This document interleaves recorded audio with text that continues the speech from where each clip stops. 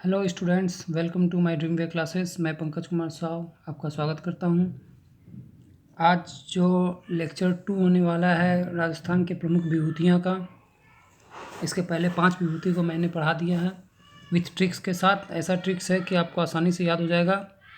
और इसके अलावा भी मैंने राजस्थान रीट लेवल 1 की ईवीएस का सारा वीडियो मैंने डाल दिया है। सो स्टूडेंट, वीडियो को स्टार्ट करते हैं। कोमल कोठारी। कोमल कोठारी का जन्म 1929 में जोधपुर में हुआ था। राजस्थानी लोकगीत कथाओं के आदि संकलन का शोध किया था। तो कोमल कोठारी किस लिए फेमस थी? राजस्थानी लोकगीत के कथाओं के लिए शोध के लिए फेमस थी। उन्होंने ज्ञानोदय मासिक पत्रिका, ज्वाला साप्ताहिक पत्रिका का संपादन भी किया है। क्वेश्चन उठ के आता है कि ज्वाला पत्रिका का या ज्ञानोदय पत्रिका का संपादन कौन किया, या फिर कोमल कोठारी किस लिए फेमस थी। यहीं से क्वेश्चन उठ के आता है। तो हम लोग इस चीज़ को, की पॉइंट को याद रखेंगे। पुरस्कार, उन्हें पद्मश्री का पुरस्कार 1983 में मिला और पद्म विभूषण 1984 में मिला। इन्हें राजस्थान रत्न भी पुरस्कार मिला था। तो हम लोग को इसको ट्रिक से याद कर सकते हैं। कैसे? कि कोमल कोठारी का कोमल जोधाबाई ज्ञानी, संगीतज्ञ और ज्वाला की मूरत थी। दैट मीन्स जो जोधाबाई थी आमिर के महाराजा की बेटी थी। वो कोमल थी, लेकिन उसके साथ साथ ज्ञानी भी थी, संगीत भी जानती थी, और ज्वाला मतलब उसमें क्रोध भी था।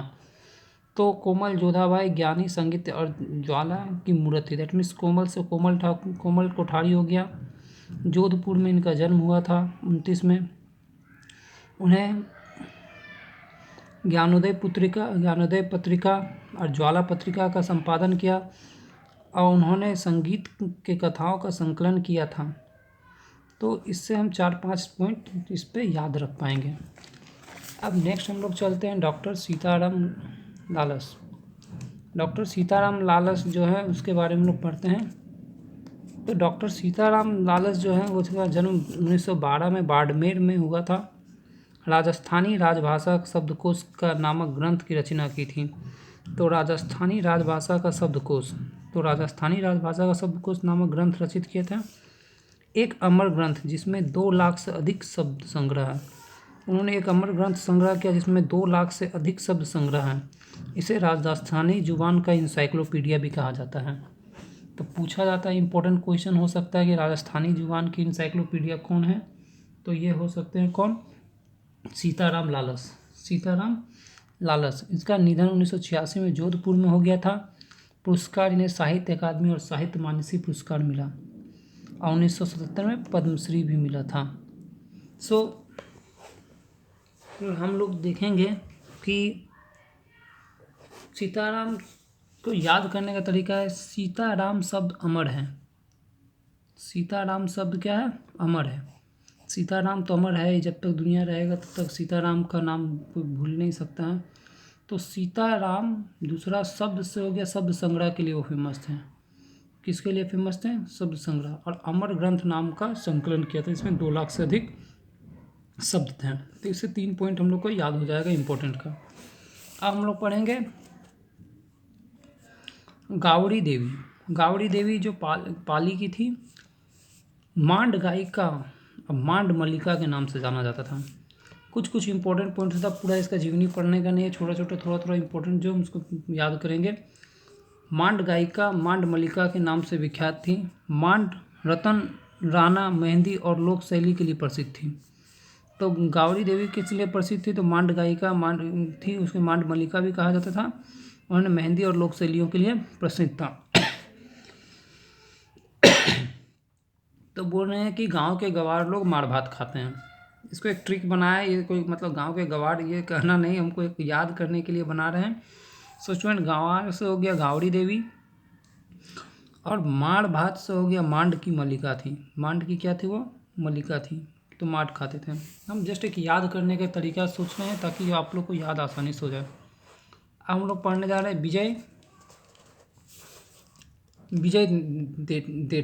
विजय देथा क्या थे? जोधपुर के बोरुदा गांव में थे। राजस्थानी भाषा के उपन्यास और कहानियाँ लिखी थी। क्या लिखी थी? राजस्थानी भाषा के उपन्यास और कहानियाँ। प्रमुख रचना क्या थे? बात री फुलवाड़ी, तो तोड़ो राव, मारो बादल। तो विजय दान देसा जो थे, जोधपुर बोरदा गांव के थे। राजस्थानी भाषा के उपन्यास और कहानियाँ लिखा करते थे। प्रमुख रचना इसकी थी बाताड़ी, फुलवाड़ी, तोड़ो राव, मारो बादलो। तो इसको याद कर सकते हैं हम लोग ट्रिक के माध्यम से। विजय युद्ध में बारूद से नई कहानी लिखी। तो विजय युद्ध में बारूद से नई कहानी लिखी। तो विजय दान जो थे वो क्या किए थे? जो युद्ध में, तो युद्ध मतलब जोधपुर, जोध मतलब युद्ध, बारूद मतलब बारूद गांव में जन्म हुआ था, है ना। और वो एक नई कहानियाँ लिखी थी। तो वो कहानियाँ के लिए, उपन्यास के लिए फेमस थे। ठीक है। अब उसके बाद हम लोग इसको करेंगे। तो ये क्या था कि बापू तेरे तीन हत्यारे, अनोखा पेड़, प्रिय मृणाल, महामिलन, मेरा दर्द न जाने कोई। तो ये सब इसका राइटर, तो इस बुक लिखे थे। तो इसको हम लोग याद कर सकते हैं कि विजय बापू से बादलों के बीच फुलवाड़ी में मिलन और मन का दर्द बताया, मिला और मन का दर्द बताया। तो विजय बापू से बादलों के बीच फुलवाड़ी में मिला, मतलब पानी गिर रहा हुआ था वहाँ फुलवाड़ी में मिला और अपना मन का बात, मन का दर्द को बताया। तो विजय दान का जो है वो क्या बुक कौन कौन लिखा है? तो पहला था आपका क्या कि आपका पहला है कि बताड़ी, मतलब बापू बताड़ी। दूसरा हो गया मारो बादलो हो गया दूसरा, मारो बादलो। तीसरा हो गया बापू तेरे हत्यारे, बापू से बापू तेरे हत्यारे हो गया। उसका बाद हो गया हम लोग का मेरा दर्द न जाने कोई, मेरा दर्द न जाने कोई। मिलन से हो गया मृणाल, महामिलन से मिलन हो गया, महामिलन से मिलन हो गया, मन से मृणाल हो गया। ऐसे वर्ड क्वाइन कर लेंगे हम, एक दो बार पढ़ेंगे तो आसानी से याद हो जाएगा। जैसे क्या था? बापू तेरे तीन हत्यारे, अनोखा पेड़, प्रिय मृणाल, महामिलन, मेरा दर्द न जाने कोई, सब बुक है। इसको याद करने के लिए विजय बापू से बादलों के बीच फुलवाड़ी में मिला और अपना दर्द को बताया। उसी तरह 10 का था सूत्रधार मंडन। तो सूत्रधार मंडन क्या थे? वास्तुशिल्प थे। सूत्रधार मंडन वास्तुशिल्प थे। महाराजा कुंभा के पिता क्षेत्रक, तो उसके पिता क्षेत्रक थे। ग्रंथ क्या थे? देवता मूर्ति प्रकरण लिखे। प्रसाद मंडनम लिखे। वास्तुराज वल्लभ, वास्तुशास्त्रम, वास्तुसार, वास्तु मंजरी, निर्माण के कुंभलगढ़ का। तो इसमें अधिकतर जो वास्तु लगा हुआ है इसका कौन किए थे? सूत्रधार मंडन। तो सूत्रधार मंडन ने इसका बनाया। हम लोग पढ़े हैं क्या? बप्पा रावल। तो बप्पा रावल कौन थे? तो बप्पा रावल गुहिल वंशी थे। बचपन में नगादा गांव के एक लिंग के पास था, नगादा गांव में एक लिंग के पास बीता। गुरु इसके थे हरित राशि नामक ऋषि थे। बप्पा रावल जो थे चित्तौड़ पर आक्रमण कर उस पर कब्जा किया। बप्पा रावल किस पे आक्रमण किया? चित्तौड़ पर आक्रमण करके कब्जा किया।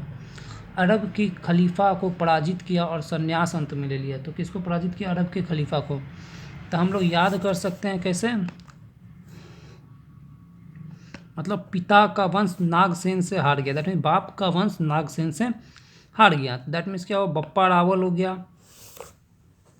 अब नाग से हो गया, नागदा गांव में हुआ था। नाग से नागदा गांव में हुआ था। और हारना से क्या हुआ? हरित राशि नामक ऋषि थे। हरित राशि नामक ऋषि इसके क्या थे? इसके गुरु थे। ठीक है। तो हम लोग इसको याद कर लेंगे, नागसेन से हार गया। उसके बाद पृथ्वीराज चौहान की कहानी से तो हम लोग बहुत जानते हैं। पृथ्वीराज चौहान किस तरह संयोगिता से शादी हुआ, उनका कथा के बारे में। तराइन का युद्ध हुआ, 51-52 में मोहम्मद गौरी को हराया। पृथ्वीराज चौहान अपने आप में हिंदू सम्राट थे, जिसका अभी भी उसका गुणगान हम लोग करते हैं। सो पृथ्वीराज चौहान 11 वर्ष में सिंहासन में बैठे। 1191 में तराइन के प्रथम युद्ध लड़े, 1192 में तराइन के द्वितीय युद्ध में लड़े। कहा जाता है पृथ्वीराज चौहान का घोड़ा, पृथ्वीराज चौहान जो थे, पृथ्वीराज चौहान को मोहम्मद गौरी को छल से गौरी ने उसे पहली बार युद्ध में ही उसे मार देना चाहिए था गौरी को, परंतु नहीं मारा। जिसके कारण इसके बारे में और कथा है जयचंद के बारे में। जयचंद ने किस तरह लास्ट में वो पृथ्वीराज चौहान ने फिर किस तरह गौरी को मारा है, जो भी हो। इसका तो एक और न्यूज़ आता है, पृथ्वीराज चौहान का जो ताबूत था शायद अफ़गानिस्तान के एक प्रांत में था। तो हमारे देश के आज से 2004 की 2006 में एक एक व्यक्ति गया और जाके उसके कब्र से वहाँ के उनके हड्डी को लेके आ गया। ऐसा कहा जाता था कि पृथ्वीराज चौहान और मोहम्मद गौरी का दोनों ताबूत, दोनों का क्या बोलते हैं, दोनों का कब्र एक जगह था। और मोहम्मद गौरी को जाने से पहले पृथ्वीराज चौहान के ताबूत पे जूता मारना पड़ता था। तो ये बात उस युवक को अच्छा नहीं लगा, इसलिए वो कैमरा के अंदर में, आप यूट्यूब में देख सकते हैं कि कैमरा के अंदर में वो कैमरा के मौजूदगी में वो किस तरह वहाँ से पृथ्वीराज चौहान के अस्थियों को ला के भारत के ज़िले में उन्हें फिर से उन्हें क्या मिट्टी में डाल दिए। सो ये कहानी थी पृथ्वीराज चौहान की इंटरेस्टिंग। अब हम लोग पढ़ेंगे महाराणा सांगा जो थे 1909 से 1928 तक में, ये महाराणा संग्राम सिंह थे, इस नाम से जाना था। महाराणा कुंभा के बाद इसका महत्वपूर्ण शासक था। ये सबसे महाराणा कुंभा फेमस थे, उसके बाद महाराणा सांगा है। अब 1909 में मेवाड़ के शासक बने। कब बने? 1909 में मेवाड़ का शासक। महमूद बेगड़ा से भी संघर्ष किया इसने। किससे? महमूद बेगड़ा संघर्ष किया। इब्राहिम लोदी को 1517 में खतौली और धौलपुर के युद्ध में पराजित किया। वह इब्राहिम लोदी को 1517 के खतौली और धौलपुर के युद्ध में पराजित किए, परंतु 1527 में खानवा युद्ध जब हुआ तो उस समय घायल हुए, बाद में उसकी मृत्यु हो गई। तो ये महाराणा सांगत हैं। नेक्स्ट है हम लोग का मीराबाई। तो मीराबाई जो थी, मीराबाई 1498 जब पुर्तगाल वास्को डी गामा जब खोज किया था बात का, 1498 में मेवाड़ के राठौड़ वंश राव दूदा के पुत्र रतन सिंह के घर में हुआ। तो इनका क्या हुआ? विवाह राव दूदा के पुत्र रतन सिंह के घर में हुआ। इसका विवाह जो हुआ था भोजराज के साथ हुआ था। इनका पिता विवाह किसका? महाराजा सांगा के पुत्र भोजराज के साथ विवाह हुआ था। बाद में वो क्या हुआ? वृंदावन चले गए। ये सगुन उपासक थे। कौन उपासक? सगुन निर्गुण होता है, दो उपासक होता है। तो ये सगुन के उपासक थी। सहज भक्ति में को अधिक महत्व देती थी। वो भक्ति को अधिक महत्व देती थी कि वो कहते थे मेरे तो गिरधर गोपाल दूसरा ना कोई। तो ये है कि मीरा भोज में, तो इसका ट्रिक कैसे याद रखेंगे? तो याद रखेंगे मीरा भोज में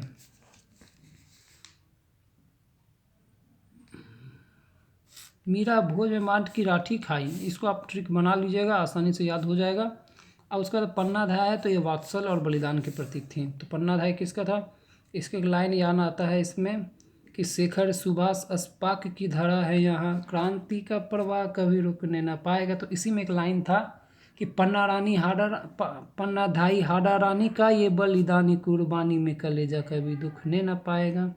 शेखर सुभाष अस्पाक की धरा है यहाँ, क्रांति का प्रवाह कभी रुकने न पाएगा। 100 करोड़ जनता के दिल में लहरता ये लाडला तिरंगा कभी झुकने न पाएगा। सो स्टूडेंट, आशा करता हूँ ये आपको याद हो जाएगा आसानी से।